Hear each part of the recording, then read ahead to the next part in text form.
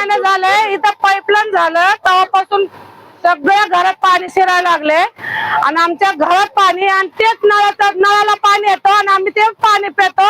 आमचे लेकरं बाळ सगळे दुखण्यात पडायला लागले, आम्ही आजारी पडायला लागले. आम्हाला या पाण्यामुळे कामा धंद्याला पण जाऊ शकत नाही आणि आम्ही जीव मुठीत धरून तरी आम्ही बाहेर जातो कामाला, तेव्हा आमचे लेकरं बाळ जगतात. मी तिथं पाईपलाईन केलं, त्या पाईपलाईन मध्ये आम्ही दगड घालून माती टाकून चोकअप करून टाकू म्हणजे आमच्या इकडे पाणी नाही येणार. त्या पहिला त्याचा ते काहीतरी तुम्ही करा, नसलं तर आम्ही त्याच्या दगड घालून बंद करून टाकू. सगळ्यांचं इथलं सगळं घाण उचलू, आयुक्ताच्या इथं जाऊन आम्ही तिथं ठेवू आणि तिथं आम्हाला न्याय मिळेल. त्यावर आम्हाला न्याय नाही मिळणार. महिना झालं, 15 दिवस झाले आम्हाला लय त्रास आहे इथं. लहान लहान लेकर आमच्या घरांमध्ये किती बी आवर आज संध्याकाळी लेकर रात्रभर फुल येते पाणी, सकाळी बी लेकर नाश्ता करतात घरांमध्ये पाणी येते. जाते ना घरांमध्ये आता महिना दीड महिना झाला तरी बी लोकांनी आमच्याकडे बघत नाही. खाली मतदानासाठी आमच्या लोकांकडे विनंती करायला येतात रात्रीचं 10-11 वाजता. आता त्यांची मतदान झाली तर संपली त्यांचा विषय, कोण येणार आहे का आमच्याकडे?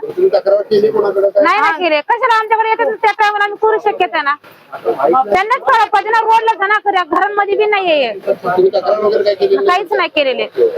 खाली नुसतं त्यांची हाताखालची माणसं सकाळी बघून गेले 1-2 लोक. आम्ही सारखं पोरांना काय करून आम्ही शाळेत न्यायचं सोडायचं असं दरवर्षी आहे. आम्हाला कोण म्हणत नाही अशी आम्ही येतो झोपडपट्टीला, आम्ही बघतो, असं कोणच म्हणत नाही. आम्ही नुसतं हा बघतो म्हणते तर तेवढ्या पुरतच.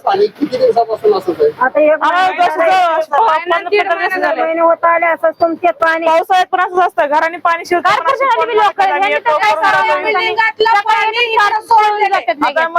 बिल्डिंगाची पाणी आहे, सकाळी पिन पाणी आलं नाही, या बिल्डिंगातच पाणी आम्हाला चोकअप व्हायला लागले आणि आता पिन ह्या बिल्डिंगातच पाणी आम्हाला इथं त्रास व्हायला लागले.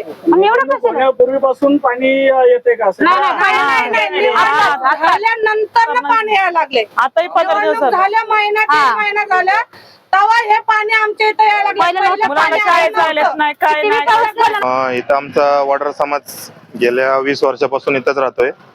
पहिलं भक्ती शक्तीला आमचे झोपडपट्टे होते, त्यानंतर त्यांना पुनर्वसन, अर्ध्या लोकांना इथं झोपड्या भेटल्या, अर्ध्या लोकांना बिल्डिंग भेटलं. त्या बिल्डिंग मध्ये जे शिल्लक होते ते इथं आमचा समाज राहतो, वडार समाज आणि बाकीचा समाज राहतो. तर जसे हे राहायला आलेत तसं हे जे चेंबरचं पाणी आहे ते लोकांच्या घरात शिरतं आणि हे फक्त चेंबरचं पाणी नाही तर हे लोकांनी टाकलेलं घाण, संडास केलेलं बाथरूम, मैला पाणी आणि सेप्टिक आळ्याचं पाणी हे नागरिकांच्या घरामध्ये शिरतं. तर त्यांनी जेवण कसं करायचं, इथं राहायचं कसं, लहान लहान मुलं आहेत प्रत्येकाला, तर त्यांचं आरोग्य धोक्यात आलेलं आहे. तुम्ही रोडच्या पलीकडे जर बघितलं तर तिकडे तुम्हाला 5 स्टार सुविधा भेटतील, तिथं कुठं तुम्हाला चोकअप, गटारीचं पाणी काय दिसणार नाही. गेल्या 25 ते 30 वर्षापासून सेक्टर नंबर 22 मध्ये आपले नालायक लोकप्रतिनिधी निवडून दिल्यामुळं हे आम्हाला इथल्या लोकांना आलेलं हे भोगणं आहे. इलेक्शन होऊन फक्त 10 ते 5 दिवस झाले तर हे गटारीचं पाणी आमच्या प्रत्येक गोरगरिबाच्या घरात शिरायला लागलंय आणि ह्याच्यातून आरोग्य त्यांचं धोक्यात आलेलं आहे. जर उद्या जर काही कमी जास्त झालं तर ते त्याला 100% जबाबदार असतील. इथं जर कुठलं जर अपघात वगैरे झाला तर याला सर्वस्वी लोकप्रतिनिधी याला जबाबदार असतील आणि जर याचं जर लवकरात लवकर जर समाधान नाही केलं तर या गटारीच्या पाण्याने आम्ही 4ही नगरसेवकांना आंघोळ घालू. महिला आंघोळ घालतील, पुरुषांना मी आंघोळ घालीन.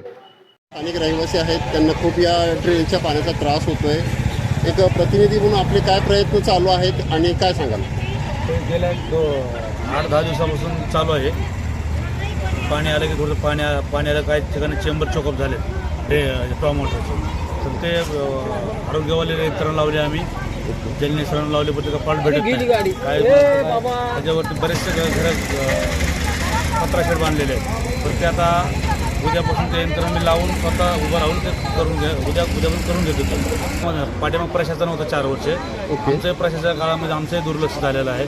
आता दुर्लक्ष होणार नाही, त्याची प्रॉपर आम्ही काळजी घेतो. म्हणजे उद्यापासून हे काम सुरुवात होईल. स्वतः उभं राहून मी करून घेणार. ओके.